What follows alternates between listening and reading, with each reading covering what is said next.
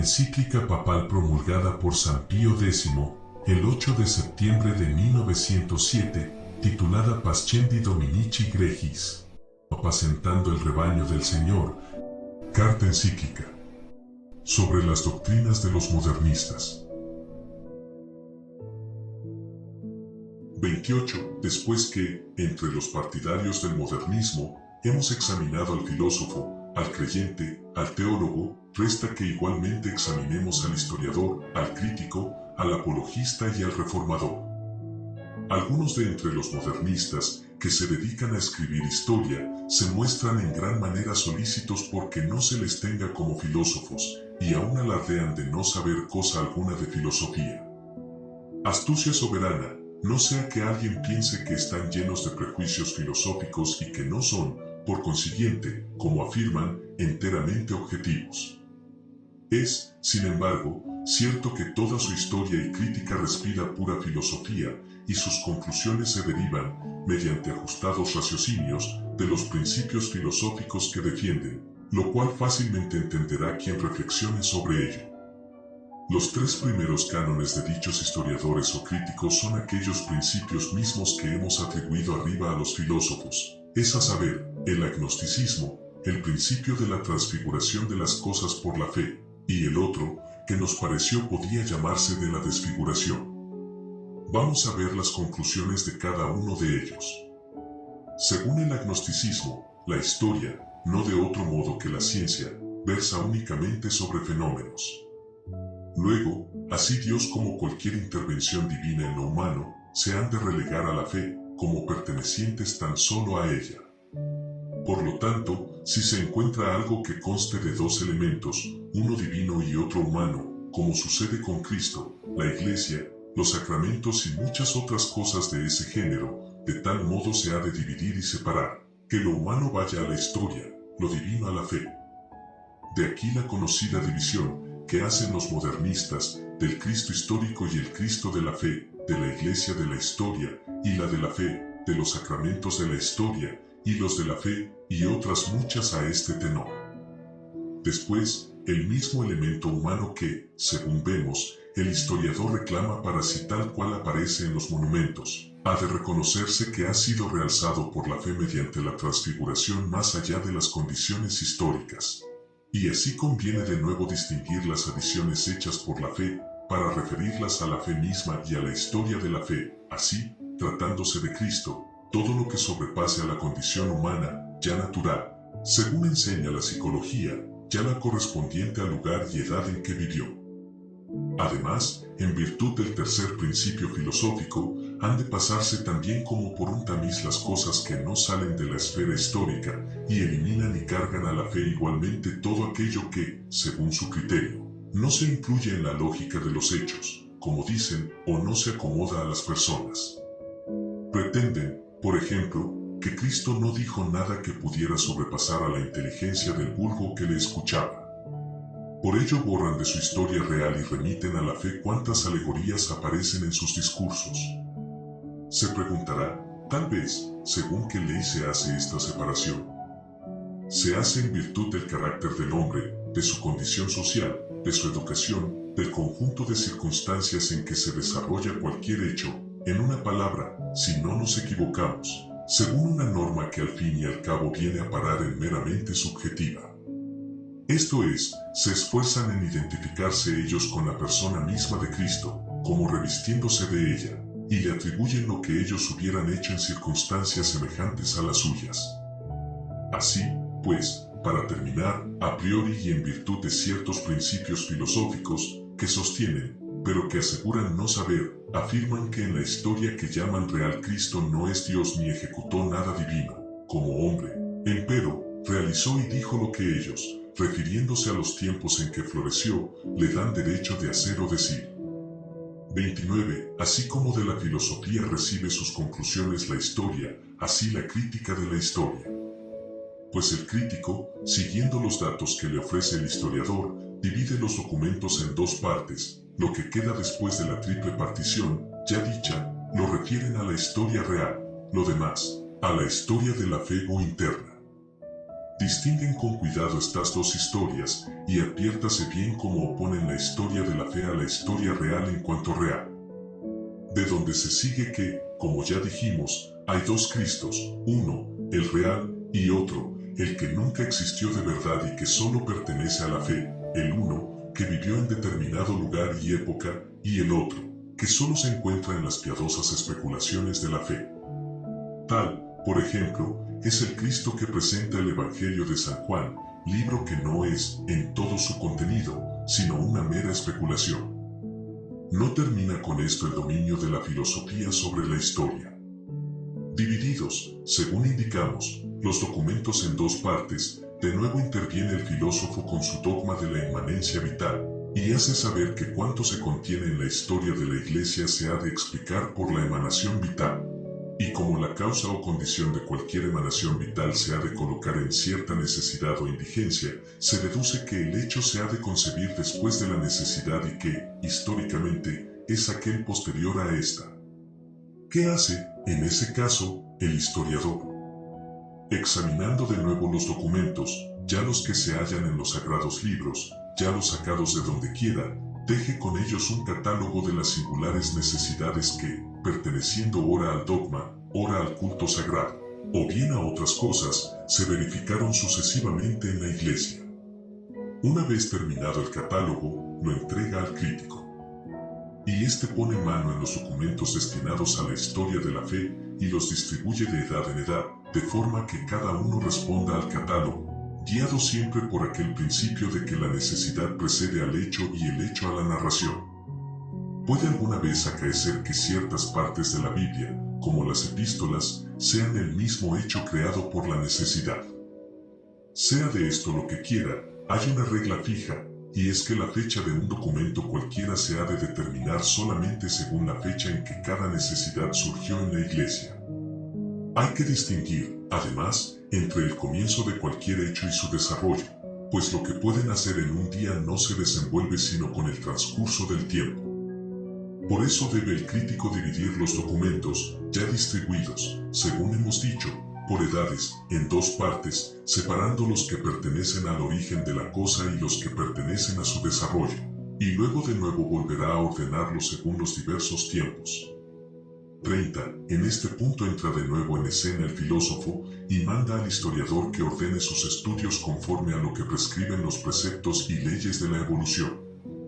El historiador vuelve a escudriñar los documentos, a investigar sutilmente las circunstancias y condiciones de la Iglesia en cada época, su fuerza conservadora, sus necesidades internas y externas que la impulsaron al progreso, los impedimentos que sobrevinieron, en una palabra, todo cuanto contribuya a precisar de qué manera se cumplieron las leyes de la evolución. Finalmente, y como consecuencia de este trabajo, puede ya trazar a grandes rasgos la historia de la evolución. Viene en ayuda el crítico y ya adopta los restantes documentos. Ya corre la pluma, ya sale la historia concluida. Ahora preguntamos, ¿a quién se ha de atribuir esta historia? ¿Al historiador o al crítico? A ninguno de ellos, ciertamente, sino al filósofo.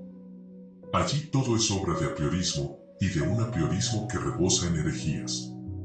Causan verdaderamente lástima estos hombres, de los que el apóstol diría, desvaneciéronse en sus pensamientos, pues, jactándose de ser sabios, han resultado necios, pero ya llegan a molestar, cuando ellos acusan a la Iglesia por mezclar y barajar los documentos en forma tal que hablen en su favor. Achacan, a saber, a la Iglesia aquello mismo de que abiertamente les acusa su propia conciencia. 31. De esta distribución y ordenación, por edades, de los documentos necesariamente se sigue que ya no pueden atribuirse los libros sagrados a los autores a quienes realmente se atribuyen. Por esa causa, los modernistas no vacilan a cada paso en asegurar que esos mismos libros, y en especial el Pentateuco y los 3 primeros evangelios, de una breve narración que en sus principios fueron poco a poco creciendo con nuevas adiciones e interpolaciones, hechas a modo de interpretación, ya teológica, ya alegórica, o simplemente intercaladas tan solo para unir entre sí las diversas partes. Y para decirlo con más brevedad y claridad, es necesario admitir la evolución vital de los libros sagrados, que nace del desenvolvimiento de la fe y es siempre paralela a ella. Añaden, además, que las huellas de esa evolución son tan manifiestas que casi se puede escribir su historia.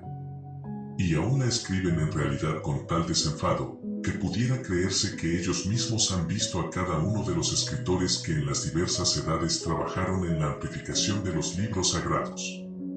Y, para confirmarlo, se valen de la crítica que denominan textual y se empeñan en persuadir que este o aquel otro hecho o dicho no está en su lugar y traen otras razones por el estilo. Parece en verdad que se han formado como ciertos modelos de narración o discursos, y por ellos concluyen con toda certeza sobre lo que se encuentra como en su lugar propio y que es lo que está en lugar indebido. Por este camino, quienes puedan ser aptos para fallar, aprécielo el que quiera. Sin embargo, quien los oiga hablar de sus trabajos sobre los libros sagrados, en los que es dado descubrir tantas incongruencias, creería que casi ningún hombre antes de ellos los ha hojeado, y que ni una muchedumbre casi infinita de doctores, muy superiores a ellos en ingenio, erudición y santidad de vida, los ha escudriñado en todos sus sentidos. En verdad que estos sapientísimos doctores tan lejos estuvieron de censurar en nada las sagradas escrituras, que cuanto más íntimamente las estudiaban mayores gracias daban a Dios porque así se dignó hablar a los hombres. Pero ya hay, que nuestros doctores no estudiaron los libros sagrados con los auxilios con que los estudian los modernistas. Esto es, no tuvieron por maestra y guía a una filosofía que reconoce su origen en la negación de Dios ni se erigieron a sí mismos como norma de criterio.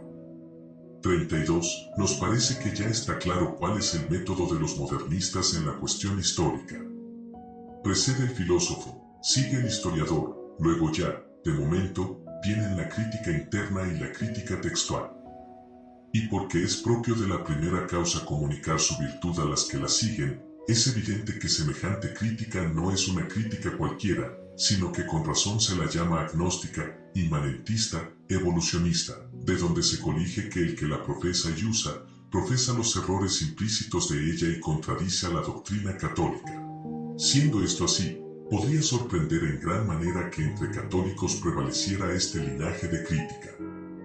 Pero esto se explica por una doble causa, la alianza, en primer lugar, que une estrechamente a los historiadores y críticos de este jaez, por encima de la variedad de patria o de la diferencia de religión. Además, la grandísima audacia con que todos unánimemente elogian y atribuyen al progreso científico lo que cualquiera de ellos profiere y con que todos arremeten contra el que quiere examinar por sí el nuevo portento, y acusan de ignorancia al que lo niega mientras aplauden al que lo abraza y defiende. Y así se alucinan muchos que, si considerasen mejor el asunto, se horrorizarían.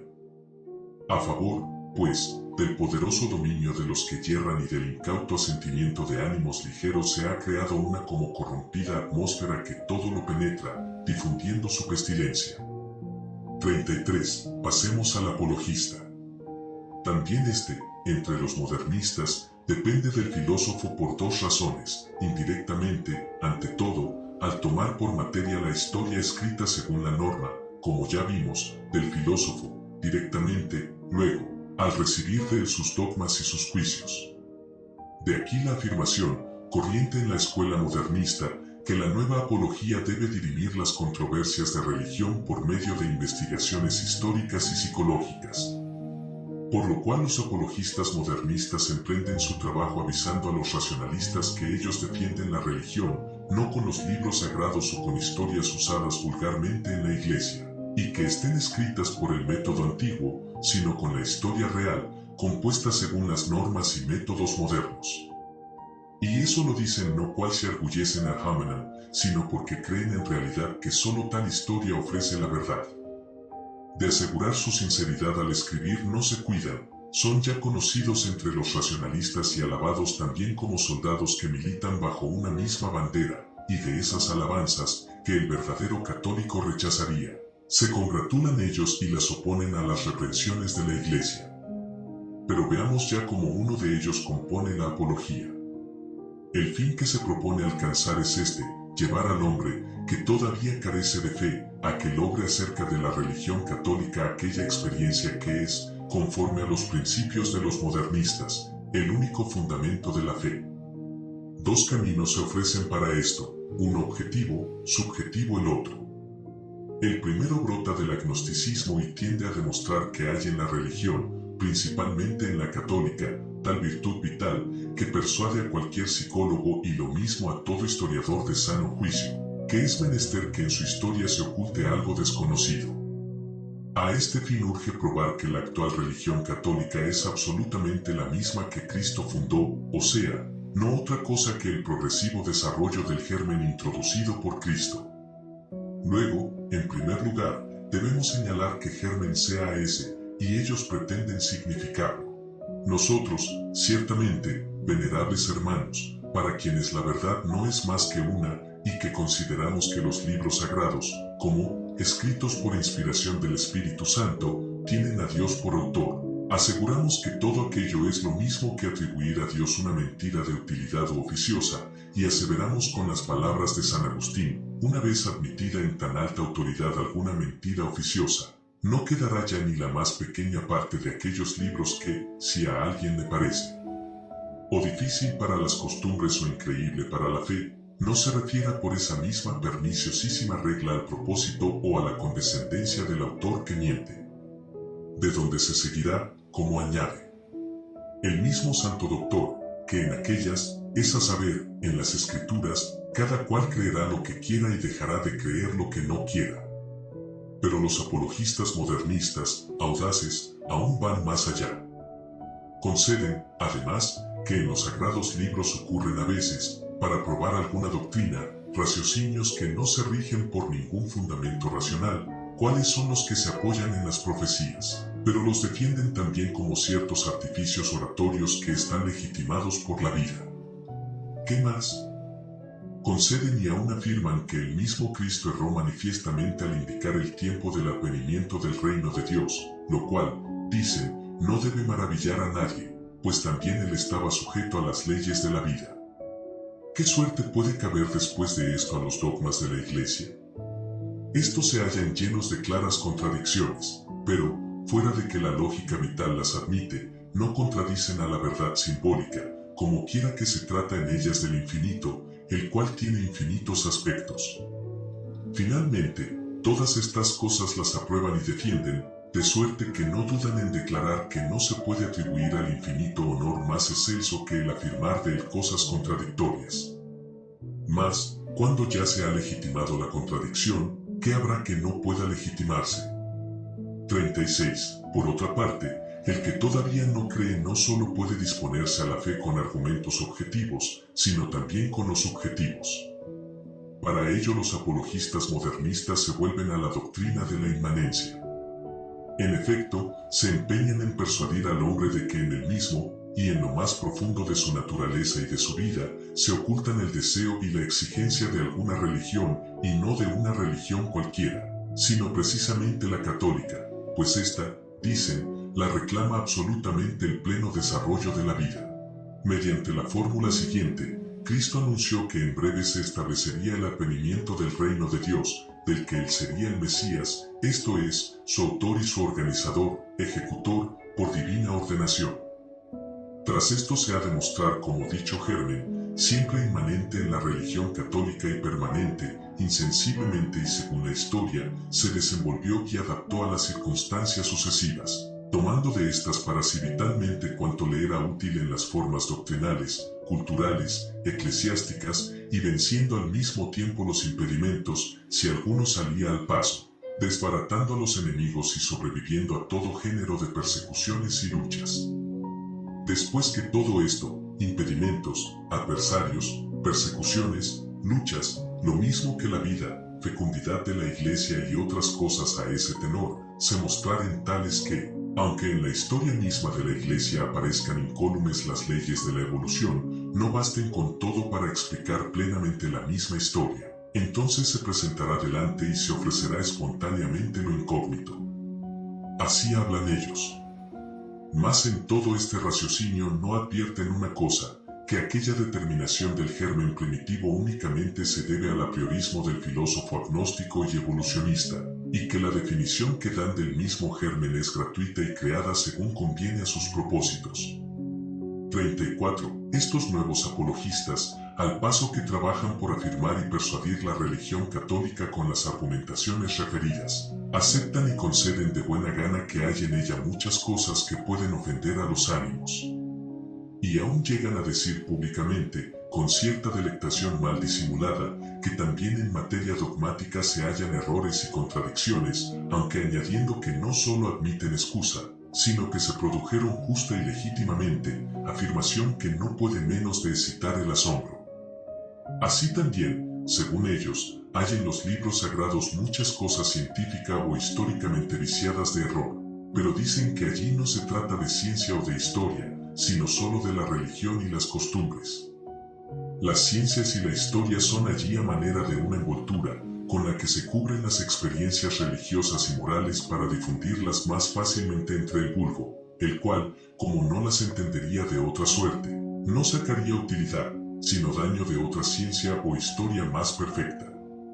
Por lo demás, agregan, los libros sagrados, como por su naturaleza son religiosos, necesariamente viven una vida, mas su vida tiene también su verdad y su lógica, distintas ciertamente de la verdad y lógica racional, y hasta de un orden enteramente diverso, es a saber, la verdad de la adaptación y proporción, hacia el medio, como ellos dicen, en que se desarrolla la vida como al fin por el que se vive.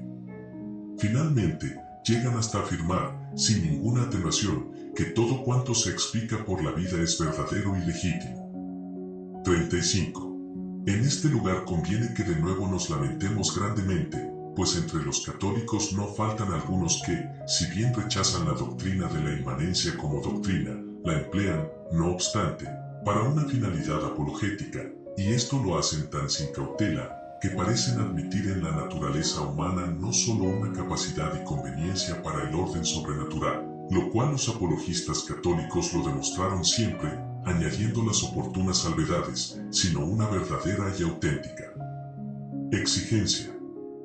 Mas, para decir verdad, esta exigencia de la religión católica la introducen solo aquellos modernistas que quieren pasar por más moderados, pues los que llamaríamos integrales pretenden demostrar como en el hombre, que todavía no cree, está latente el mismo germen que hubo en la conciencia de Cristo y que él transmitió a los hombres. Así, pues, venerables hermanos, reconocemos que el método apologético de los modernistas, que sumariamente dejamos descrito, se ajusta por completo a sus doctrinas, método ciertamente lleno de errores, como las doctrinas mismas, apto no para edificar, sino para destruir, no para hacer católicos, sino para arrastrar a los mismos católicos a la herejía y aún a la destrucción total de cualquier religión. 37. Queda, finalmente, ya hablar sobre el modernista en cuanto reformador. Ya cuanto hasta aquí hemos dicho manifiesta de cuán vehemente afán de novedades se hallan animados tales hombres, y dicho afán se extiende por completo a todo cuanto es cristiano.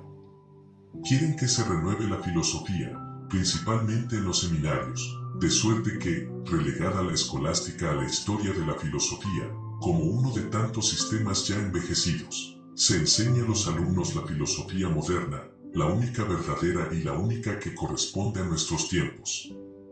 Para renovar la teología quieren que la llamada racional tome por fundamento la filosofía moderna y exigen principalmente que la teología positiva tenga como fundamento la historia de los dogmas. Reclaman también que la historia se escriba y enseñe conforme a su método y a las modernas prescripciones. Ordenan que los dogmas y su evolución deben ponerse en armonía con la ciencia y la historia. Por lo que se refiere a la catequesis, solicitan que en los libros para el catecismo no se consignen otros dogmas sino los que hubieren sido reformados y que estén acomodados al alcance del vulgo. Acerca del sagrado culto, dicen que hay que disminuir las devociones exteriores y prohibir su aumento, por más que otros, más inclinados al simbolismo, se muestran en ello más indulgentes en esta materia. Andan clamando que el régimen de la Iglesia se ha de reformar en todos sus aspectos, pero principalmente en el disciplinar y dogmático, y, por lo tanto, que se ha de armonizar interior y exteriormente con lo que llaman conciencia moderna, que íntegramente tiende a la democracia, por lo cual, se debe conceder al clero inferior y a los mismos laicos cierta intervención en el gobierno y se ha de repartir la autoridad, demasiado concentrada y centralizada. Las congregaciones romanas deben asimismo reformarse, y principalmente las llamadas del Santo Oficio y del Índice. Pretenden asimismo que se debe variar la influencia del gobierno eclesiástico en los negocios políticos y sociales, de suerte que, al separarse de los ordenamientos civiles, sin embargo, se adapte a ellos para imbuirlos con su espíritu. En la parte moral hacen suya aquella sentencia de los americanistas, que las virtudes activas han de ser antepuestas a las pasivas y que deben practicarse aquellas con preferencia a estas. Piden que el clero se forme de suerte que presente su antigua humildad y pobreza, pero que en sus ideas y actuación se adapte a los postulados del modernismo. Hay, por fin, algunos que, ateniéndose de buen grado a sus maestros protestantes, desean que se suprima en el sacerdocio el celibato sagrado. ¿Qué queda, pues, intacto en la Iglesia que no deba ser reformado por ellos y conforme a sus opiniones? 38. En toda esta exposición de la doctrina de los modernistas, venerables hermanos, pensará por ventura alguno que nos hemos detenido demasiado, pero era de todo punto necesario, ya para que ellos no nos acusaran, como suelen, de ignorar sus cosas, ya para que sea manifiesto que, cuando tratamos del modernismo, no hablamos de doctrinas vagas y sin ningún vínculo de unión entre sí, sino como de un cuerpo definido y compacto, en el cual si se admite una cosa de él, se siguen las demás por necesaria consecuencia. Por eso hemos procedido de un modo casi didáctico, sin rehusar algunas veces los vocablos bárbaros de que usan los modernistas. Y ahora, abarcando con una sola mirada la totalidad del sistema, ninguno se maravillará si lo definimos afirmando que es un conjunto de todas las herejías. Pues, en verdad, si alguien se hubiera propuesto reunir en uno el jugo y como la esencia de cuántos errores existieron contra la fe, nunca podría obtenerlo más perfectamente de lo que han hecho los modernistas. Pero han ido tan lejos que no solo han destruido la religión católica, sino, como ya hemos indicado, absolutamente toda religión. Por ello les aplauden tanto los racionalistas, y entre estos, los más sinceros y los más libres reconocen que han logrado, entre los modernistas, sus mejores y más eficaces auxiliares. 39. Pero volvamos un momento, venerables hermanos, a aquella tan perniciosa doctrina del agnosticismo. Según ella, no existe camino alguno intelectual que conduzca al hombre hacia Dios, pero el sentimiento y la acción del alma misma le deparan otro mejor. Sumo absurdo, que todos ven. Pues el sentimiento del ánimo responde a la impresión de las cosas que nos proponen el entendimiento o los sentidos externos. Suprimid el entendimiento, y el hombre se irá tras los sentidos exteriores con inclinación mayor aún que la que ya le arrastra. Un nuevo absurdo, pues todas las fantasías acerca del sentimiento religioso no destruirán el sentido común, y este sentido común nos enseña que cualquier perturbación o conmoción del ánimo no solo no nos sirve de ayuda para investigar la verdad, sino más bien de obstáculo. Hablamos de la verdad en sí, esa otra verdad subjetiva, fruto del sentimiento interno y de la acción, si es útil para formar juegos de palabras, de nada sirve al hombre, al cual interesa principalmente saber si fuera de él hay o no un Dios en cuyas manos debe un día caer. Para obra tan grande le señalan, como auxiliar, la experiencia. ¿Y qué añadiría esta a aquel sentimiento del ánimo? Nada absolutamente, y si tan solo una cierta vehemencia, a la que luego resulta proporcional la firmeza y la convicción sobre la realidad del objeto. Pero, ni aun con estas dos cosas, el sentimiento deja de ser sentimiento, ni le cambian su propia naturaleza siempre expuesta al engaño, si no se rige por el entendimiento, aún le confirman y le ayudan en tal carácter, porque el sentimiento, cuanto más intenso sea, más sentimiento será. En materia de sentimiento religioso y de la experiencia religiosa en el contenida, y de ello estamos tratando ahora, sabéis bien, venerables hermanos, cuánta prudencia es necesaria y al propio tiempo cuánta doctrina para regir a la misma prudencia. Lo sabéis por el trato de las almas, principalmente de algunas de aquellas en las cuales domina el sentimiento, lo sabéis por la lectura de las obras de ascética, obras que los modernistas menosprecian, pero que ofrecen una doctrina mucho más sólida y una sutil sagacidad mucho más fina que las que ellos se atribuyen a sí mismos. 40. Nos parece, en efecto, una locura o, por lo menos, extremada imprudencia tener por verdaderas, sin ninguna investigación, experiencias íntimas del género de las que propalan los modernistas. Y si es tan grande la fuerza y la firmeza de estas experiencias, ¿por qué, dicho sea de paso, no se atribuye alguna semejante a la experiencia que aseguran tener muchos millares de católicos acerca de lo errado del camino por donde los modernistas andan? ¿Por ventura solo esta sería falsa y engañosa? Mas la inmensa mayoría de los hombres profesan y profesaron siempre firmemente que no se logra jamás el conocimiento y la experiencia sin ninguna guía ni luz de la razón. Solo resta otra vez, pues, recaer en el ateísmo y en la negación de toda religión. Ni tienen por qué prometerse los modernistas mejores resultados de la doctrina del simbolismo que profesan, pues si, como dicen, cualesquiera elementos intelectuales no son otra cosa sino símbolos de Dios, ¿por qué no será también un símbolo el mismo nombre de Dios o el de la personalidad divina? Pero si es así, podría llegarse a dudar de la divina personalidad, y entonces ya queda abierto el camino que conduce al panteísmo. Al mismo término, es a saber, a un puro y descarnado panteísmo, conduce aquella otra teoría de la inmanencia divina, pues preguntamos, ¿aquella inmanencia distingue a Dios del hombre o no? Si lo distingue, ¿en qué se diferencia entonces de la doctrina católica, o por qué rechazan la doctrina de la revelación externa? Mas si no lo distingue, ya tenemos el panteísmo. Pero esta inmanencia de los modernistas pretende y admite que todo fenómeno de conciencia procede del hombre en cuanto hombre, luego entonces, por legítimo raciocinio, se deduce de ahí que Dios es una misma cosa con el hombre, de donde se sigue el panteísmo. Finalmente, la distinción que proclaman entre la ciencia y la fe no permite otra consecuencia, pues ponen el objeto de la ciencia en la realidad de lo cognoscible, y el de la fe, por lo contrario, en la de lo incognoscible.